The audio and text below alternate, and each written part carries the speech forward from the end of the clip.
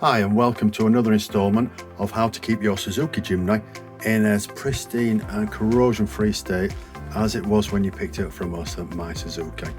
Here at My Suzuki we are really big advocates on giving the cars when they've come from Japan a really good underbody anti-corrosion treatment with Dinitrol product, and we thought we would film this, which is a build back up of the front end that we've done, just so that you see what it's like underneath the headlamps, the bumper, the airbox, the battery, the water bottle and everything. This is something that we do offer, and although we do the full underbody as standard, we don't do the front end and we don't do the rear end, which is quite a lot of extra work.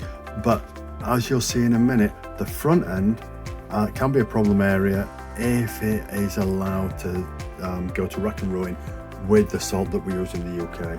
So we went to see somebody a few weeks ago who builds big off-road Jimnys, and this is a front panel that he was showing us that he'd just taken off the Jimny, and it just looks like somebody's pulled it out of the North Sea. It looks like it's been sat in salt water all its life. It is absolutely diabolic in the condition it's got into.